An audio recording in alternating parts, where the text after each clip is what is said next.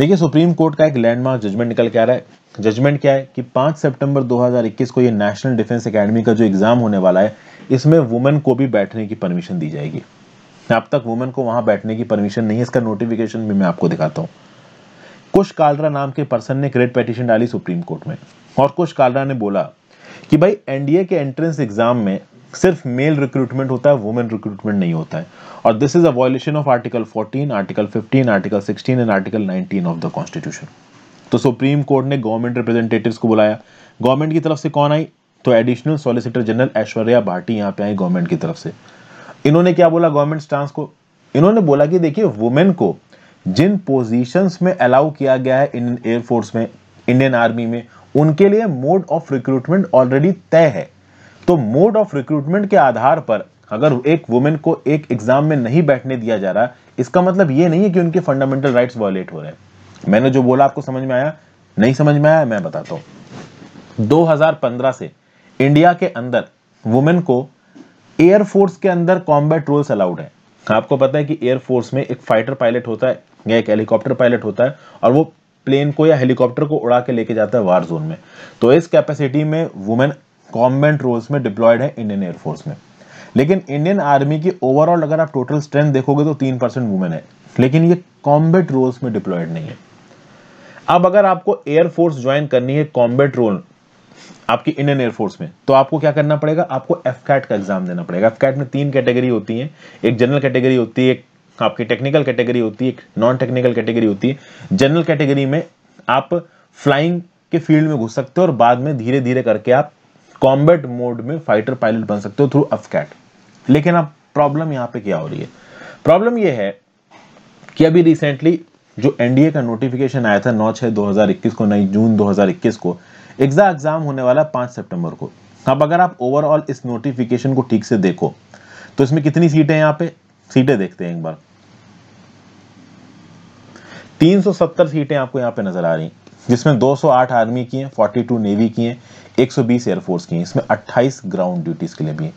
अब चाहे नेवी हो, चाहे आर्मी हो, चाहे एयरफोर्स हो, ग्राउंड ड्यूटीज में वुमेन को लिया जाता है, ये हमको पता है पहली चीज। प्लस ये जो 120 एयरफोर्स की सीटें हैं, आपको पता है कि वुमेन को कॉम्बैट रोल्स में अलाउ कर दिया गया है एयरफोर्स में, आर्मी में नहीं किया है। ध्यान दीजिएगा, एयरफोर्स में वुमेन कॉम्बैट रोल्स में अलाउड है। तो यहां पे ये पूछा जा रहा है कि इस एनडीए के एग्जाम में अगर एयरफोर्स के कॉम्बैट रोल्स में वुमेन अलाउड है, तो इन 120 सीटों के लिए और ये जो 28 ग्राउंड ड्यूटी की सीटें हैं, इनके लिए वुमेन डायरेक्टली एनडीए के एग्जाम से क्यों नहीं कंपीट कर रही हैं? अगर आप देखो तो इसकी जो एलिजिबिलिटी कंडीशंस देखेंगे, इन एलिजिबिलिटी कंडीशंस में क्या लिखा हुआ है? अनमैरिड मेल कैंडिडेट्स, मतलब वो मेल कैंडिडेट जो अनमैरिड है, मतलब फीमेल कैंडिडेट्स यहां पे एलिजिबल ही नहीं है। उसी प्रकार से अगर आप इस बार के सीडीएस का नोटिफिकेशन देखोगे, कंबाइंड डिफेंस सर्विसेज का, तो सीडीएस के नोटिफिकेशन में भी आप यहां पे नीचे आके देखोगे कितनी पोजीशंस इसके थ्रू निकली हैं। तो इंडियन मिलिट्री एकेडमी की, इंडियन नेवल एकेडमी की, एयरफोर्स एकेडमी की, और ऑफिसर्स ट्रेनिंग एकेडमी, और ऑफिसर्स ट्रेनिंग एकेडमी ये SSC women non technical category में। अब ओवरऑल अगर आप यहां पे देखें तो इसकी एलिजिबिलिटी क्या है? देखिए क्या लिखा हुआ है, since women candidates are eligible for OTA only, यानी officers training academy only, they should give OTA as their first and only preference. तो अगर अभी के लिए गवर्नमेंट की पॉलिसी के हिसाब से एयरफोर्स में कॉम्बैट रोल्स में वुमेन जा सकती हैं, तो ये जो एयरफोर्स एकेडमी हैदराबाद है आपका, ये आपका रिक्रूटमेंट किया जाता है एयरफोर्स एकेडमी हैदराबाद के लिए सीडीएस के एग्जाम के लिए, इन 32 सीटों में वुमेन को भी कंपीट करना चाहिए।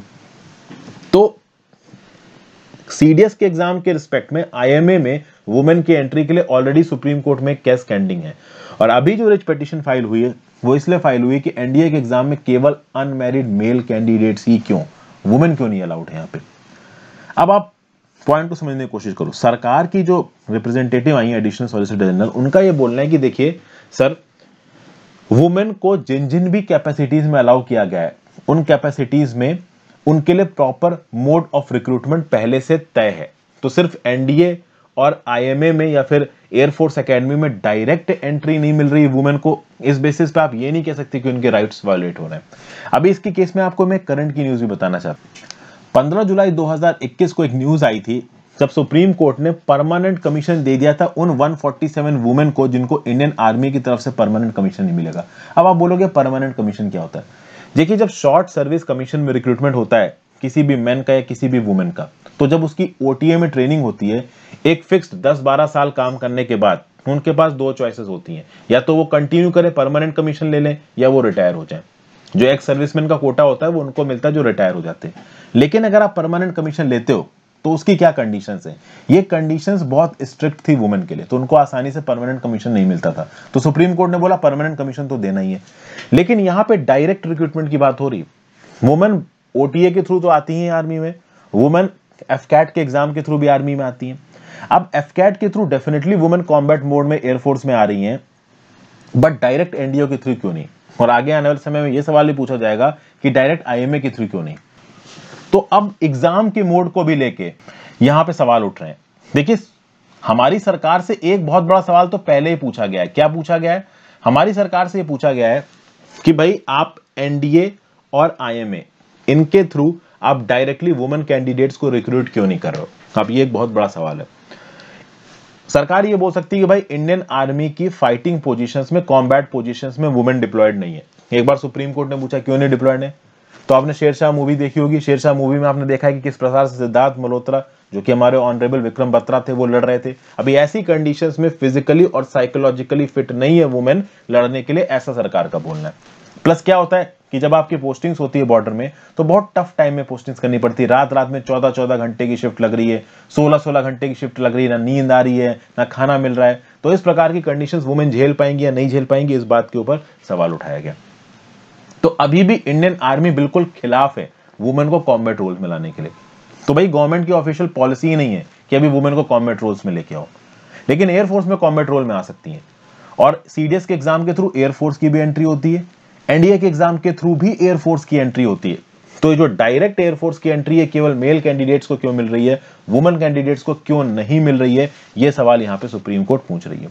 अब मुझे जो इसका आंसर लगता है वो ये लगता है कि भाई देखिए, अब अगर आप कॉम्बैट मोड में एयरफोर्स में वुमेन को ले भी रहे हो, तो सवाल उठता है कि आप कितनी वुमेन को कॉम्बैट मोड में लेना चाहोगे। अगर 120 सीटें इस बार एनडीए के एग्जाम के थ्रू एयरफोर्स की निकली हैं, तो उन 120 सीटी में कितनी मेल ऑफिसर्स होंगे, कितने फीमेल ऑफिसर्स होंगे, इंडियन एयरफोर्स का क्या प्लान है, ये बात पता नहीं।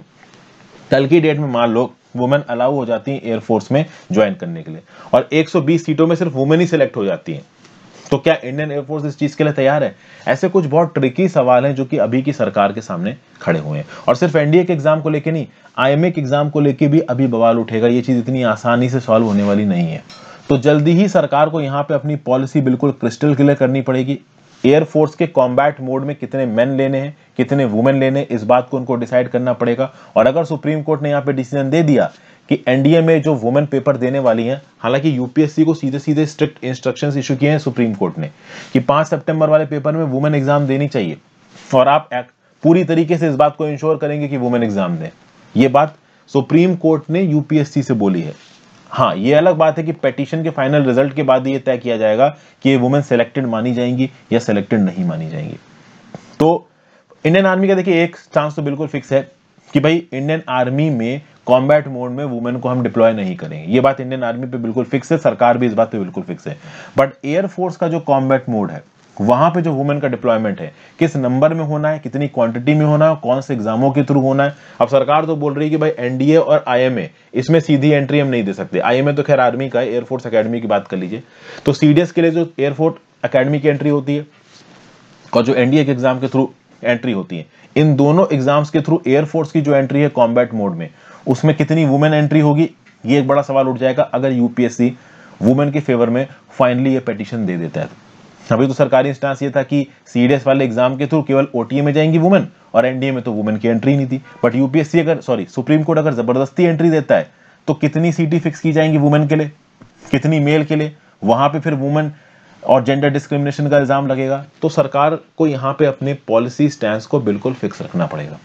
ओवरऑल यहाँ पे इंडियन एयरफोर्स के वर्किंग कल्चर, आर्मी के वर्किंग कल्चर, बहुत सारी चीजों को देखा जाएगा। तो ये एक छोटी सी न्यूज है और काफी इंपॉर्टेंट न्यूज है, इसको समझना थोड़ा ट्रिकी था, इसलिए मैंने आसान भाषा में आपको यहाँ पे समझाने की कोशिश की। आई होप आपको ये वीडियो पसंद आई हो। ज्यादा से ज्यादा लोगों के साथ इसको शेयर करिएगा। अपने व्यू पॉइंट नीचे कमेंट बॉक्स में दे सकते हैं। वीडियो को लाइक करके जाइएगा, और अगर चाहे तो इंस्टाग्राम पे फॉलो भी कर सकते हैं। Have a great day friends, good bye, take care.